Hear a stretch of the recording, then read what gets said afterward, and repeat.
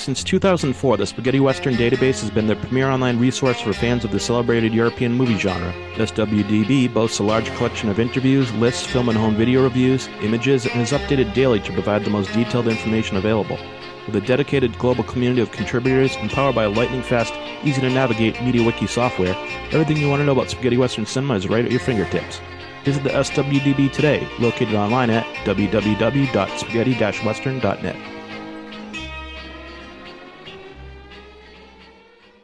You believe in Jesus? Yes, I do. Well, you're going to meet him. You see what fun this is? It's going to get really exciting. I know what to do now. They've made it clear.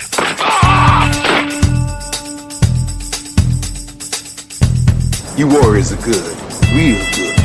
The best.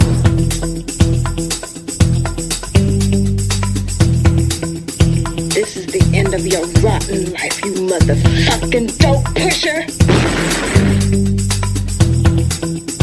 We'd make one hell of a team, Snake. The name's Pliskin.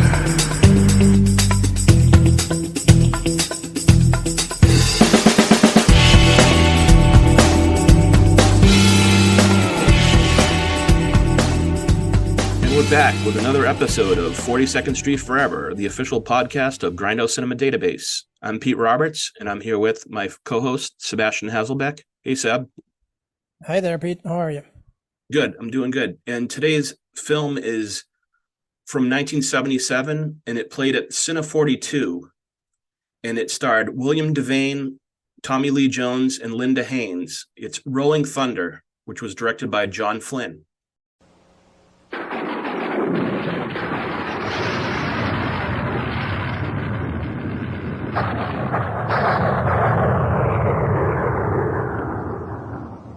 He's been away for 8 years. Now he's coming home.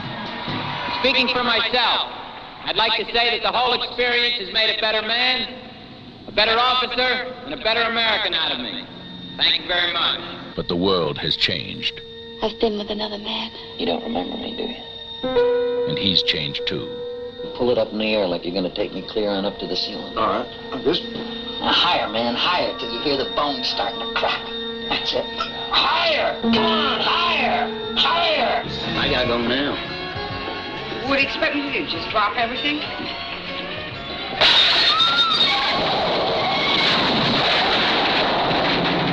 What is wrong with you? You're driving too slow. It's going to take some time to readjust. Charlie! Ah! Shut up!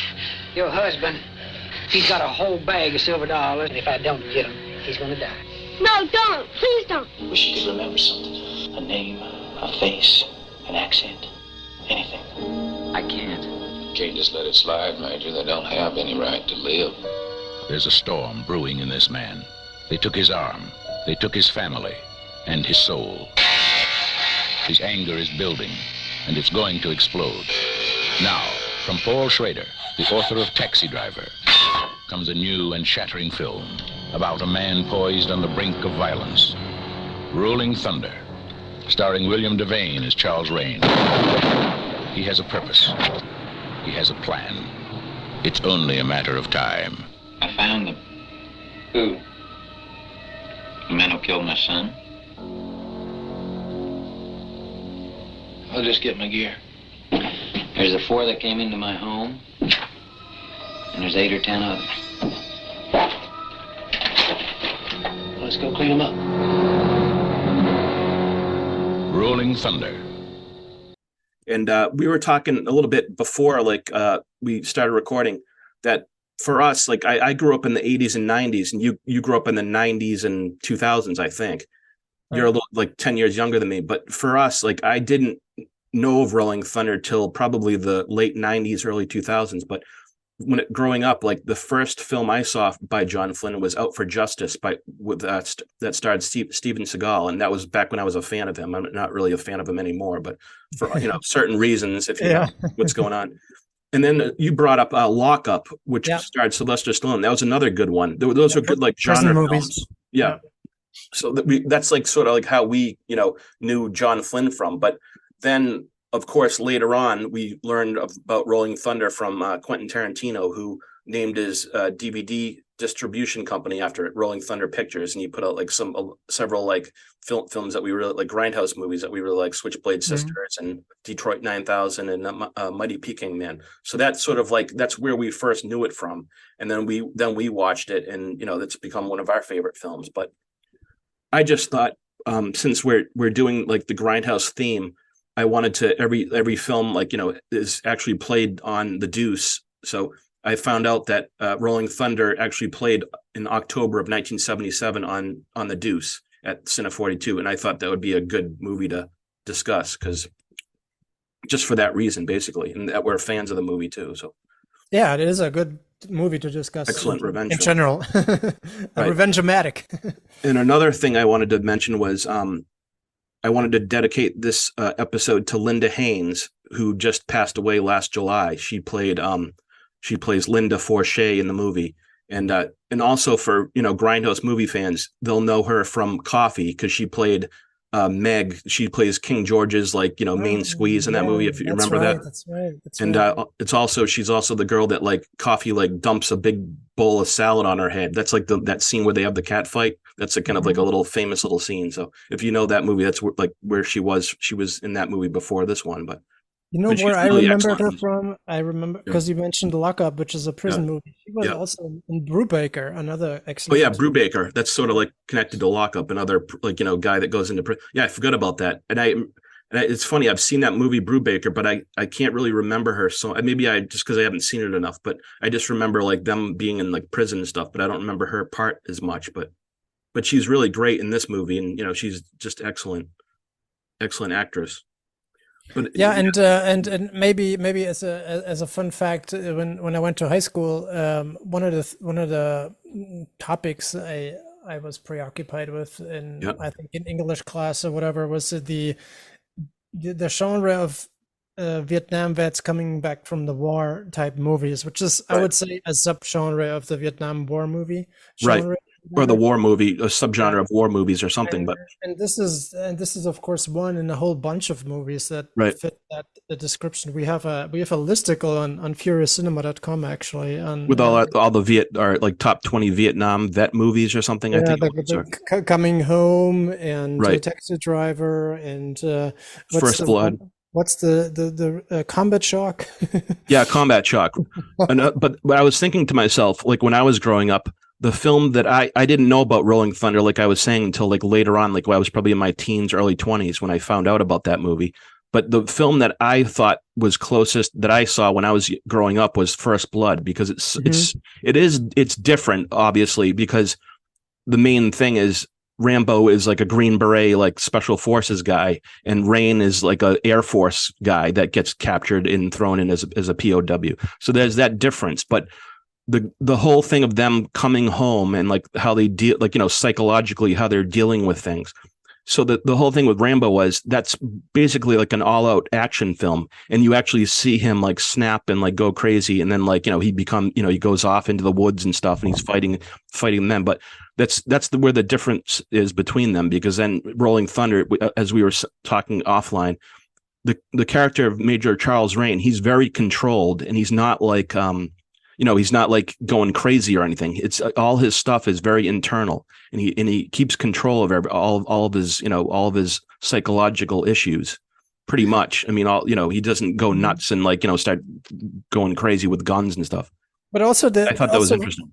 Yeah, but also First Blood and Rolling Thunder are at the opposite ends in another way, because when Rain comes home, they're celebrated and received as heroes, whereas Good point. Rambo, he's being rejected by the society he was supposed to be fighting for. Right. So that adds to the whole thing. So you can see, but the whole thing with Rain was he comes home, and while he's treated like a hero by the public, he goes home and basically his family life is just destroyed.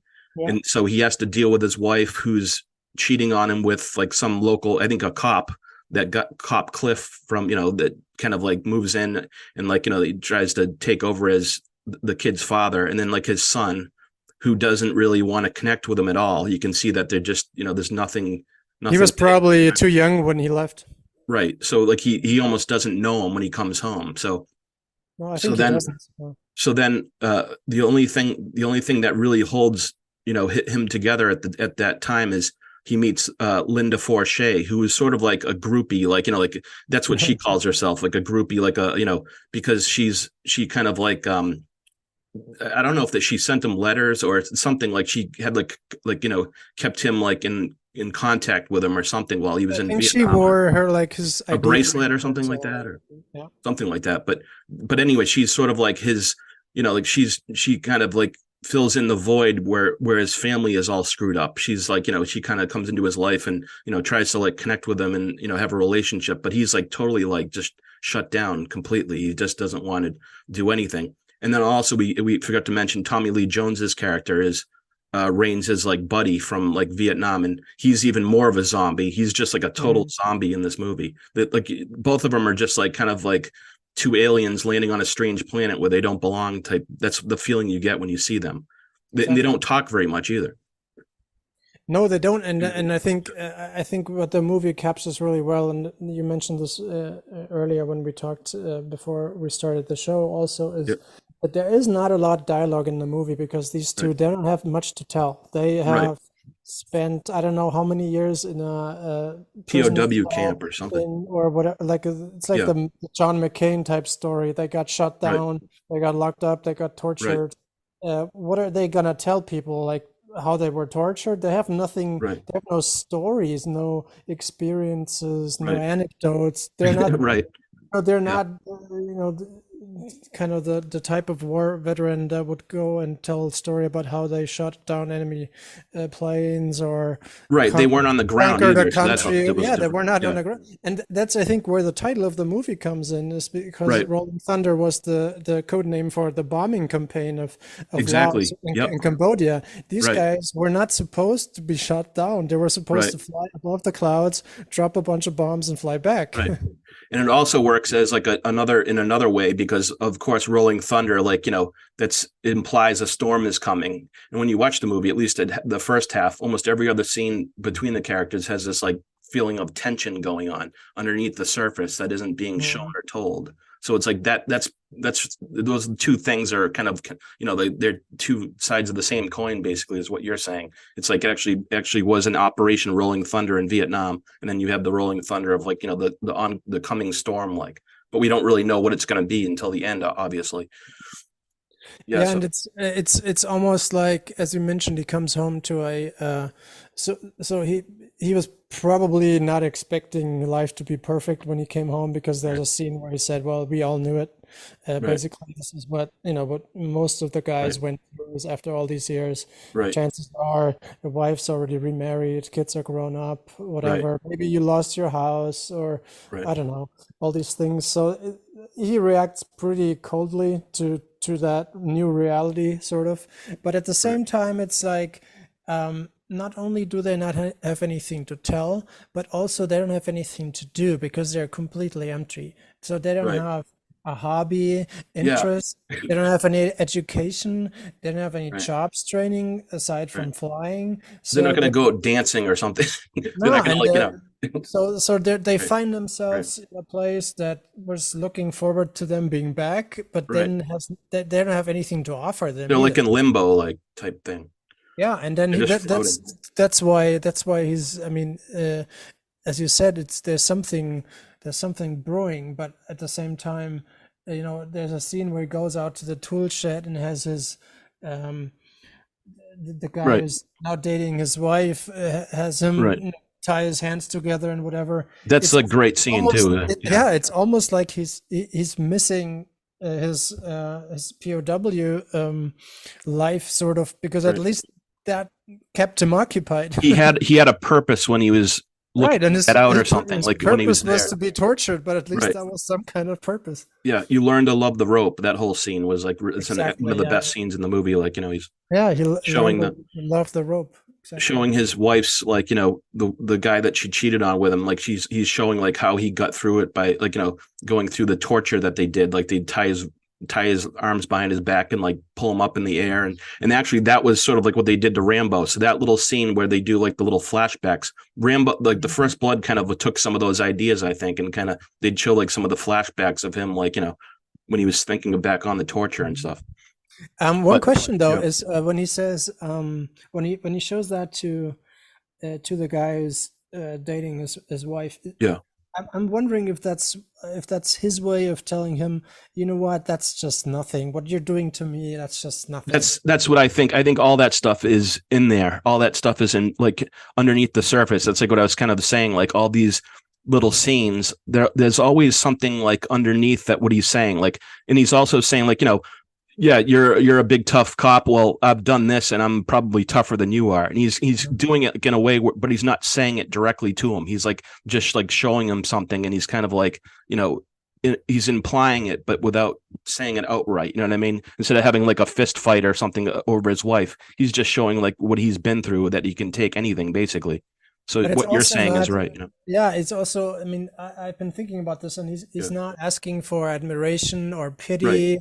Yeah, Or he's not at all. anything. It's really just something subtle. I mean, he's almost he's a very sad character in a way, because he Very. has nothing to show for himself. Also, it's not like, I mean, obviously they gave him a bunch of medals just for surviving it, Right. but it's not. I mean, he's not you a have hero to- because he accomplished something. He's just a Right. hero because he didn't die. Right. So also there's no story there for him from this war. Right. He's and Not that's like, where you know, he didn't it's storm sort the of- beaches of Normandy and or he didn't kill Bin Laden or whatever. Right. He just didn't die. And this also reminds me of The Searchers with John Wayne's character, and that's sort of that connects to like Taxi Driver too. That the whole thing with like, you know, those two movies are kind of connected too. But just the whole idea of Ethan Edwards and in The Searchers, how he comes home and like, you know, he's like a hero and stuff, but he doesn't have anybody. He's just completely alone. And like at the end of the movie, you know, the end of the movie when he walks out of the door and like, you know, the whole family goes inside and then he like kind of walks off into the desert by himself. It's sort of like him and Rain and Johnny in this movie are sort of like both like that character. They're both kind of like really like just zombies in a way. They just don't, you know, they're like Walking Dead type people. And like, you know, that just shows when Rain's with Linda Forshey, like, you know, they get together later on, and when they're together, like he can't even like really do anything with her. He's just so like he doesn't have anything to give her anymore. It's because he's just empty with like from what's happened to him. But another thing I wanted to get into was what we were talking about earlier offline was the dialogue that Paul Schrader wrote. Like, you know, the original script that Paul Schrader wrote was very like different than this movie. There was a lot more dialogue coming from Rain and like the other characters. But then also Haywood Gould came on and did rewrites, and he rewrote like, you know, the final film. But actually, the final rewritten script was by William Devane, who changed a lot of the, you know, he took out a lot of the dialogue that Rain says, because. And I think that was a smart thing, like I was saying to you, was he was more of like in line with like a Steve McQueen in Bullet or a Clint Eastwood, like, you know, one of his characters, how they wouldn't talk a lot. They would just use their like behavior and physicality instead of like just, you know, rambling on about stuff. And I think in this, when you watch this movie, I think that just makes sense. I think that was the right choice for this film, instead of having Rain be like, oh yeah, giving like, you know, kind of, because the more people talk, it's like, you know, that's not what he wants to convey as the character. He doesn't want to be like a talkative, like, you know, happy person. He's just like less is more like type of approach, which I think I just think it made more sense. Yeah, plus he's not the type of character where it would be plausible for him to be sharing so much, because he really doesn't have anything to say.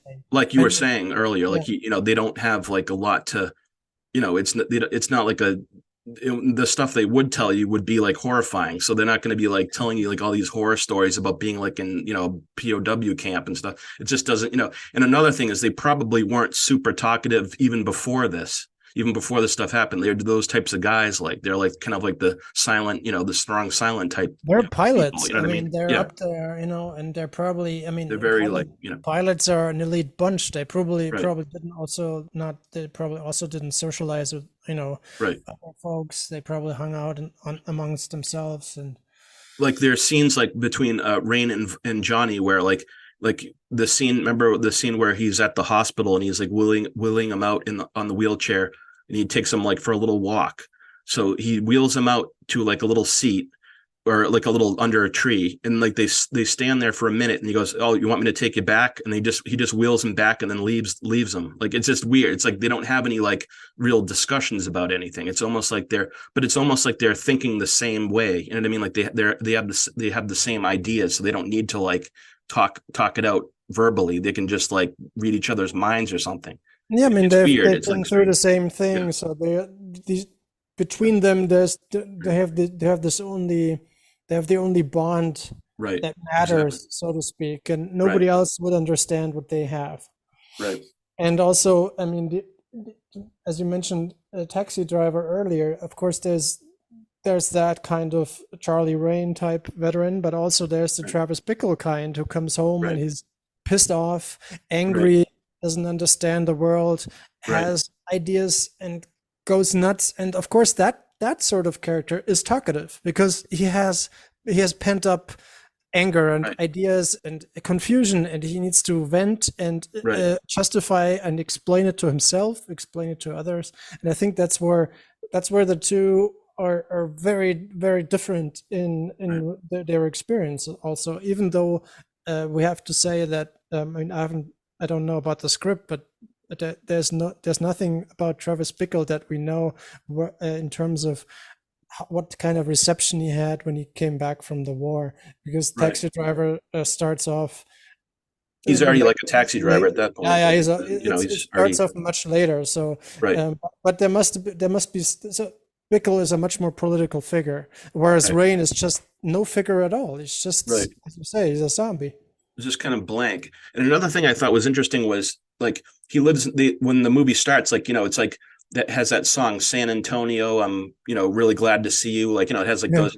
But the whole thing with Rain was I didn't get the sense that he's from Texas at all. It's almost like he's just like maybe he was stationed there or something, and like that's where he ended up living, because he doesn't have like an accent or anything. He doesn't come off like a Texan type person. But I don't know if that's true. You know, that could be just speculation on my part. I don't know if that's what that is, but anyways, and then Paul Schrader, I got a quote from him, and he said, "You could see Rolling Thunder as a more overtly actionful companion piece to Taxi Driver. The critics seemed keen to dismiss it as lightweight or mindless, but Rolling Thunder was able to explore things we didn't touch on in Taxi Driver. The flashbacks to Devane's time in captivity, for example. In the scene where Devane asks his wife's new fella to tie him up the way the Viet Cong used to. I don't think that's something that you'd get in your standard mindless action movie. Concluding with a gunfight that is every bit as compelling as Taxi Driver's denouement, Rolling Thunder's content upset everybody from preview audiences to the studio that bankrolled it, 20th Century Fox. And he said Fox was so disturbed by the violence, they'd seen films like Taxi Driver and were aware that motion pictures were moving in that direction. But when they saw what they paid for, they couldn't get rid of Rolling Thunder quickly enough. But I also feel like Rolling Thunder, like when I watch other movies, like Grindhouse movies, I feel like it was a little bit more. There was more to it than just the standard, like, you know, action and violence and stuff. Because as we know, it was more of like a character study or part character study, and then part revenge-o-matic, you know. Yeah, and at the same time, I guess two thoughts here. So Rolling Thunder is a very minimalistic, a very lean movie. You know, there's not much dialogue, there's not too much happening. And the second thing is that a Taxi Driver, even though there's a certain degree of violence in it, it is much more pop cultural. There's much more going on that I don't want to say it makes it more mainstream, but there's a lot more to go on for a mainstream audience. Whereas for Rolling Thunder, it's so slimmed down to the essentials. It is. It's pretty bleak. Like it's very dark and bleak. That, you know, there's not much of an entertainment factor. There's not many colors. There's not many side things going on. It doesn't have as much of a visual aesthetic and all these things. So it's really more, and I think that's I think a suitable comparison. Rolling Thunder is a lot more peck and paw. It's, you know, there's not so much music. There's not so much artsiness. It's not overloaded with stuff. It's just really bare bones story. On one character, one experience, and then it is very slow. It is quiet, and then it bursts. Whereas Taxi Driver is not quiet. You you see a lot more going on, especially you hear and feel and see what's going on in his head, and that's not the case here. This is more like, you're watching the stuff unfold, but with Taxi Driver, as we know, it's coming from, you're watching through Travis's point of view. So you're seeing like the world through his eyes, and there's so much stuff. And obviously, like, that takes place in New York City versus the country of Texas, the countryside of Texas, and, the Mexican areas and stuff. That's just a different atmosphere. So that's a lot of it too. Like there's a lot of like stuff going on in the city basically. And, there's, yeah, but also that's not only does Bickle have a political agenda and an opinion and everything, but also he does have an agenda, period. He's constantly thinking of something and planning something. So you at the audience, you expect something to happen. Whereas Rain, he's not planning anything. Something happened. No, something's happening to him, and then he's reacting. Right. So it's a completely different premise. I mean, of course, it makes Rolling Thunder super interesting because once he does get into decide what he wants to do. Then he decides what he wants to do. But also, I think for the most part, Rain's super happy because he's finally back to what he has a motive, like he has like a purpose to like keep living basically, because he's just totally like, in a way, like the whole thing with him getting robbed of his coins, like they give at the beginning of the film, they give him he didn't give a shit about the coins. He didn't give, but I'm just saying, like, he had those coins and stuff, and like he wasn't going to give them up, but like all that stuff that happened to him almost like gave him a purpose to keep on breathing basically, because he just didn't have anything, because like we were saying, the family life was pretty much destroyed. And another thing I thought was weird was when, like, he's planning to get revenge on the guys that killed his wife and kid, and he's like, he never mentions his wife. He says, I found the guys that killed my son, but he never mentions the wife. So there was some like weird thing where he just didn't even give a crap about the wife for some reason. It's like, it was like she was dead to him or something. It was just interesting. Yeah, and also, I mean, as you mentioned, Tommy Lee Jones, he's just as empty as he is, but also once Rain has a purpose again, he goes to him.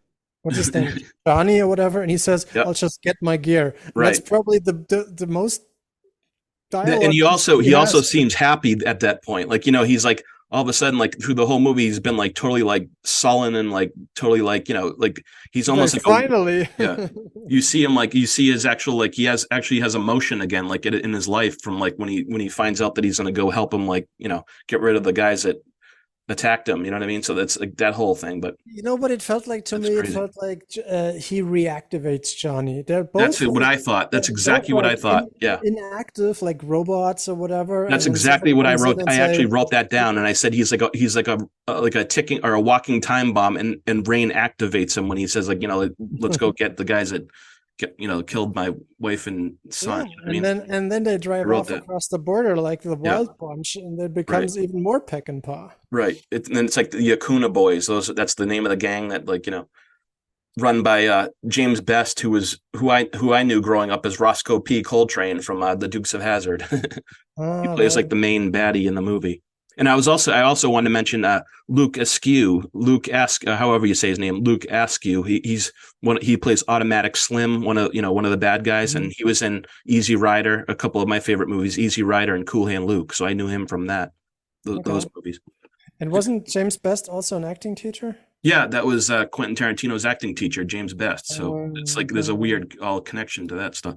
I was just going to read another little bit with John Flynn, the director, and in a little interview that he did, and it said in an interview, it said, "How did critics and the public respond to Rolling Thunder when it was first released?" And John Flynn said, "We almost got killed when we previewed Rolling Thunder in San Jose. People were shocked by the extreme violence, especially the scene where a hand is ground up in a garbage disposal.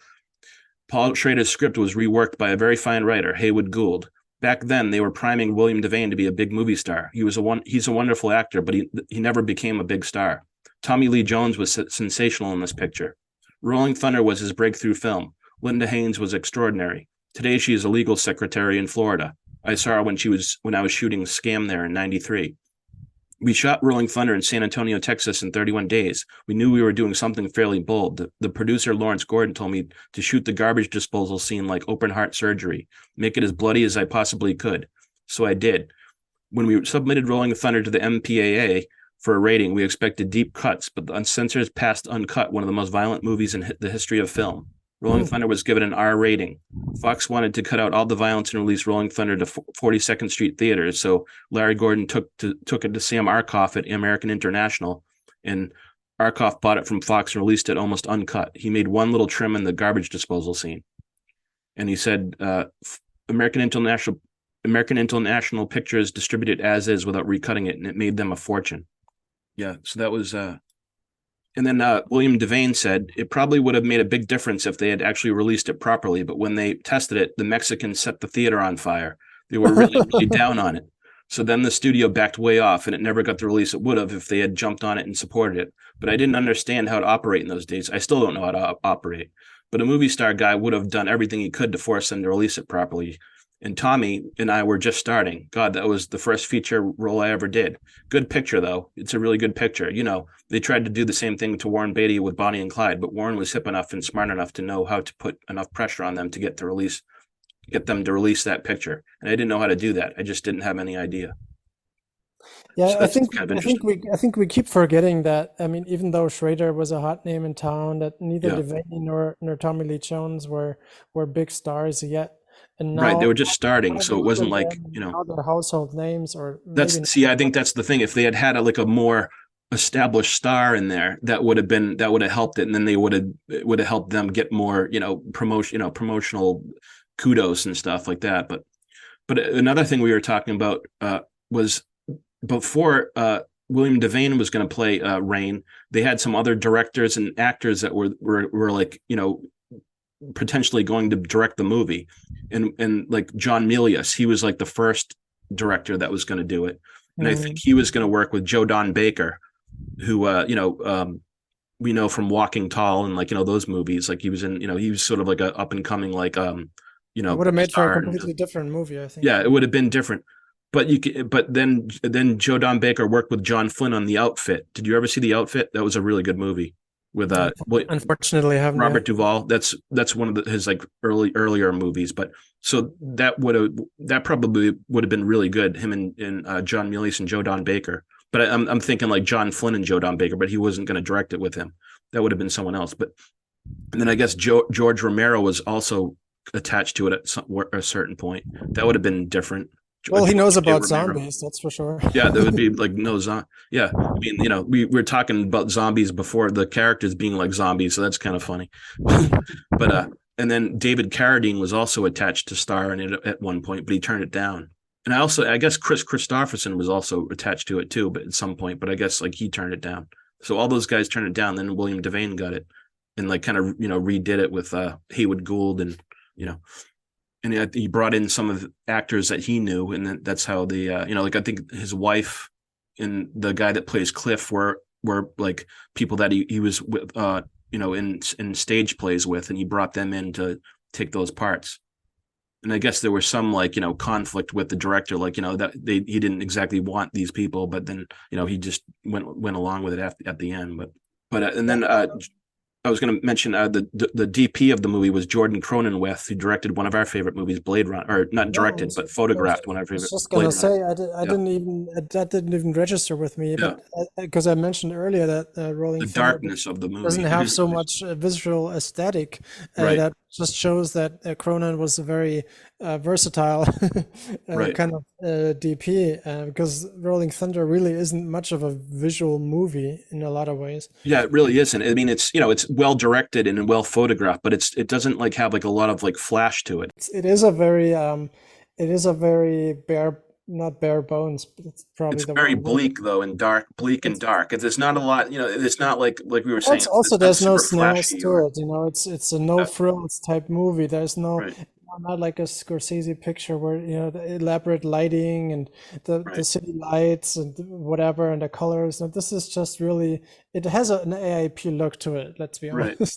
Yeah, it does. And it's also not like, and it's not even like even if you're comparing it to like First Blood, there's no like really action adventure thing to this movie. It's almost like when he decides to go after the guys down in Mexico and stuff. Those scenes they're very like they're very spare. Like they're not like, it's not like he's they have a few scenes where there's some action, but it's not like a movie where he's like an action hero or anything. It's just like, there's that scene in the bar when he goes down and like, he hits the guy with the hook in the crotch and stuff, like, then they run out the door and like drive off. But it's not like, it's not like the normal action movie where there's like a big, huge like fight scene and like, like people are like jumping out of like windows and stuff. It's just very like, basic type stuff. It's not super, like you were saying, it's like sort of like it's probably closer to a Sam Peckinpah movie, but there's not like a ton of slow motion like action in this movie either. It's more of like just straight up, normal action, not stylized action. I mean, yeah, it's not, the whole movie is not stylized much. Yeah, it's not. It's very like I guess it's to make it more realistic looking. It's not supposed to be like, it's just what would really happen. They're not trying to make it like, really flashy and super exciting. I think Schrader, I think Flynn wasn't out there to make a visually elaborate movie. He was out there to tell a gritty story, and I think that's what he did. He did it well, but it's not, some directors try to do both. They try to do something gritty, but also make it, look fancy. Right. It's not the case here. Like we were saying, like if this movie had been made like 10 years later or something, like in 87, it would be like a Lethal Weapon type, you know what I mean? It would be like more like like what I grew up with. It's like, the Arnold Schwarzenegger, Sylvester Stallone, Kurt Russell, like all those types of movies that were like really action packed and like, stylized action. And but I suppose it would the reason is such a good film as it is because it doesn't have all that stuff. It makes it more realistic. If it had come out later on, it would be more like, it wouldn't be like the character study that it is, the realistic character study. It would be more of like a, just a like guy getting revenge and like more like we were saying, like I was thinking it's more than a grindhouse movie when I watch it. I don't think of it as like it has some qualities from those movies, but there's more going on in this film than just the normal revenge action type story. You know what I mean? There's more to it. You're getting to know the characters more deeply, and you spend more time with Charles Rain and stuff. And it's just a deeper film to me. I don't think it's just that's the difference. That's what makes it stand apart from most, grindhouse films. Like if I saw this at the Grindhouse back in the day, I'd be like, oh yeah, this is more of like a drama, like a it's like a psychological thriller almost. Not a thriller maybe, but like, psychologically based. It's not like, just a guy like, gets done wrong and then goes out and starts like killing everybody and like, or, like having all the action scenes. It's just different than that. True, but also like just in terms of the aesthetic, it reminds me a lot of like early Robert Rodriguez movies, which are also not, they're not. But aren't those like real like John Woo type movies? He was sort of inspired by John Woo and all that. But even John Woo, aside from the slow motion and everything, his movies didn't have much of a. They didn't look like a Bertolucci picture. It's not like every frame is like a painting. Yeah, I guess so. This is a very no frills movie. It doesn't look anything special, and I think that's fine. It is good. But it's. It works more on a, as you say, on a psychological level. I think where I'm coming from, I think where I'm coming from is I grew up on like the action movies. So when I watch a movie like this one, where there's not a lot of action, it's like you're just like spending time with the character, like for the first, half of the film.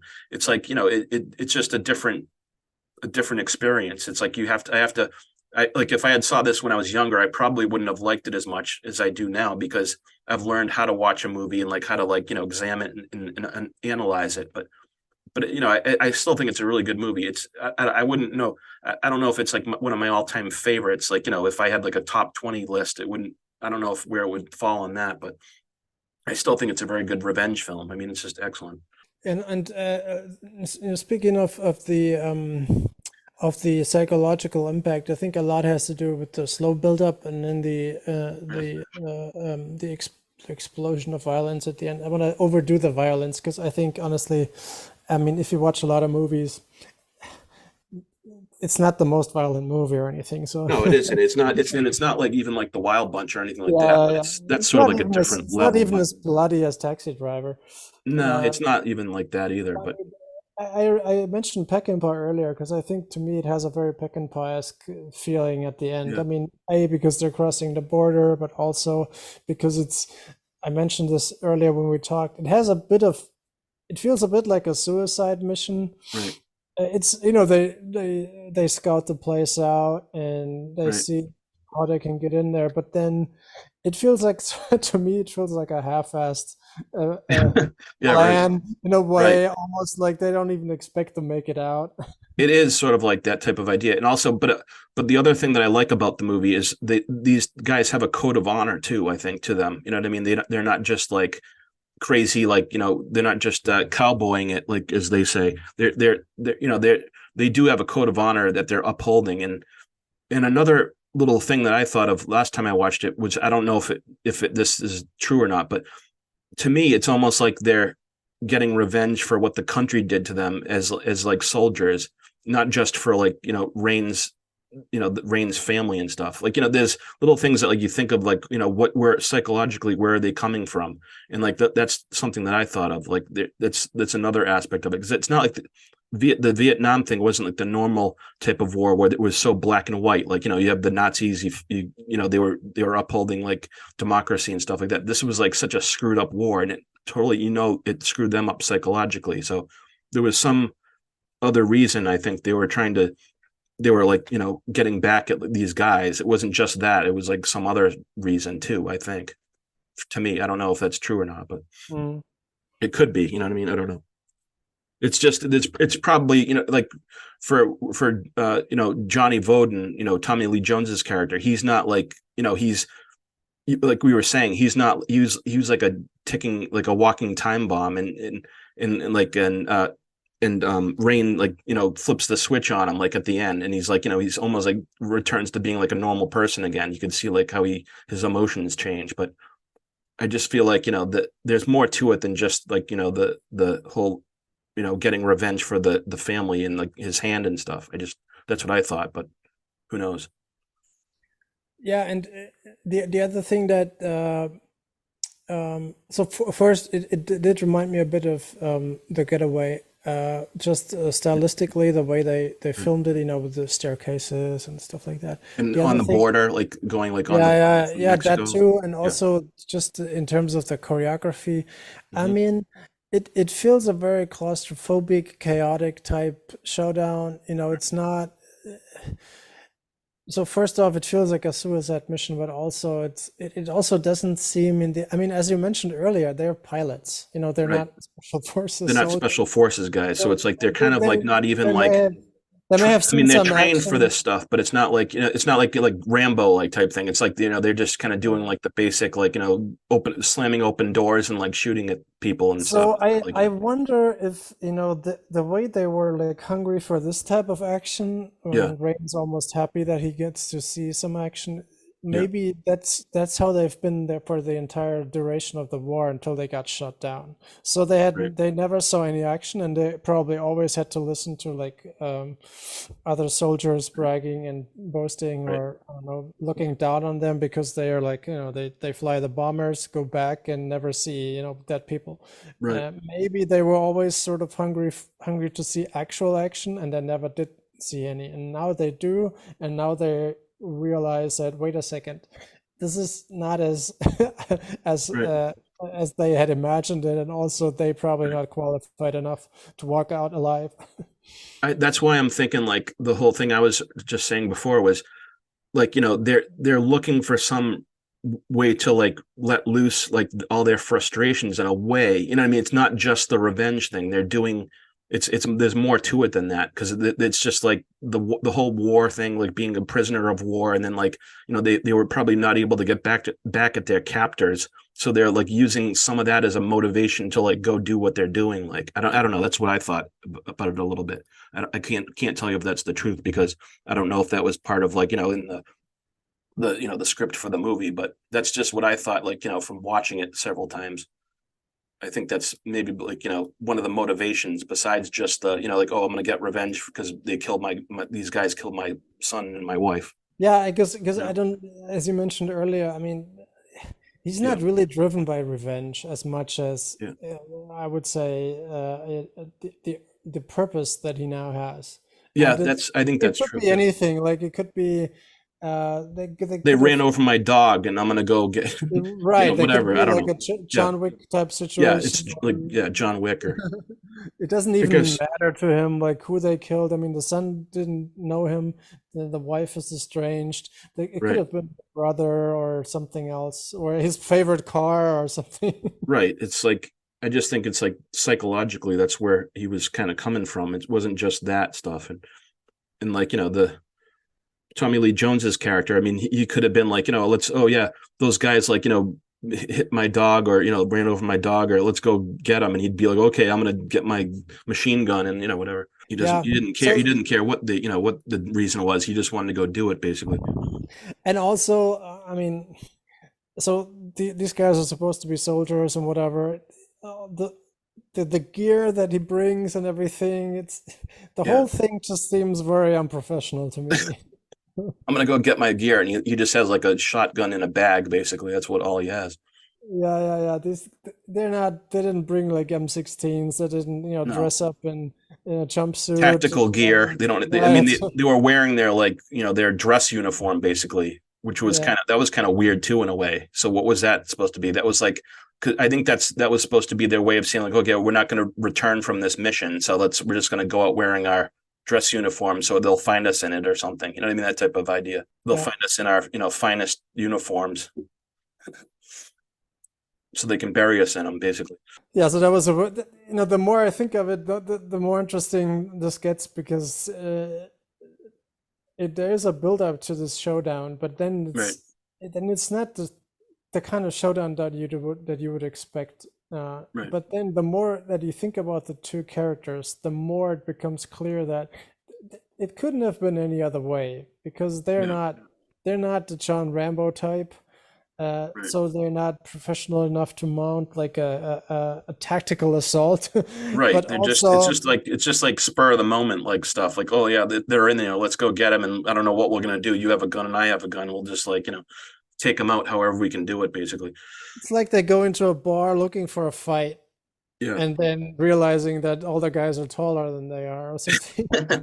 And there is, like I was saying, there is like a Wild West aspect. Like, they're two like gunfighters going into the bar to get the outlaws that, the bad outlaws up in the brothel or something. I mean, that type of idea. I'm sure that's part of the, the psychological, underpinnings of the scenes. Yeah, probably. Wild West aspect. And if you look at what Schrader does and what he would do later, is always now this is just correct me if I'm totally off here, but he plays with the audience's expectations and the usual genre cliche. No, maybe not cliches, but the preconception that you have of how something would have to go down or not. And then it's different because his characters are usually not typical. They're usually something else. They're like outsiders or living on the edge of society or something. Yeah, or they are fallible. They have flaws. They are not Superman or whatever. Right. I mean, how would the story unfold if it were John Rambo? I mean, he would have probably sneaked in there at night and slit everyone's throat. And he would have been more like green special forces, tactical, like doing it in a certain way, and they would have shot it differently too. This was just like basic, But here's one negative review of the movie. It got good reviews, but Kevin Thomas of the Los Angeles Times slammed the film as one of the most revolting exploitation pictures to come along in some time, and he called it some kind of ultimate and cynical calculation. The whole numbing predicament of the POW is perceptively, credibly depicted, but only to set up the carnage that follows. Surely the POWs don't deserve this kind of exploitation on the screen. So I wonder what he thought about First Blood after he saw that. Must have really loved that one. Do you? I mean, one of the other kind of coming home movies I watched as a kid was like the what is it? The Missing in Action. Oh yeah, Missing in Action. Yeah, I saw that too. That was just another that was like First Blood before, or actually that came out after First Blood, but First Blood Part 2 was the first one I saw. That was actually I saw that one before First Blood, so I had to go back and watch First Blood. But they're all kind of the same. Missing in Action is more of like closer to First Blood Part 2, where they're going back to try to Exactly, get the yeah. the More like a Canon POWs. Pictures action movie. Yeah, that was sort of the stuff I grew up on. I didn't grow up on like the character study, like in of the Vietnam veteran. I grew up on the stuff where they're just action heroes type stuff. And I have to say, if I'm being honest, if I had to pick between First Blood and Rolling Thunder, I think I'd take First Blood over Rolling Thunder as a movie. I just prefer that movie more than Rolling Thunder. I think it's just, as far as the action and stuff goes, and it's just the one that I grew up on and I rewatched over and over again. So that was like my version of that movie. But I think Rolling Thunder is a very good movie though. Okay, so that does it for our thoughts on Rolling Thunder. So we'll move into our Blu-ray picks for this episode. And I don't know if you want to go first or. Sure, I got 3, and one's actually just a reminder of, or let's say a repetition of one that you mentioned last time, and that's the second part of Shout Select's Sonny Chiba collection, which gets you 6 really cool, or 5 or 6 really cool Sonny Chiba movies in great quality and some cool extras. That's now ready for pre-order. And I don't think I've seen any of those movies either.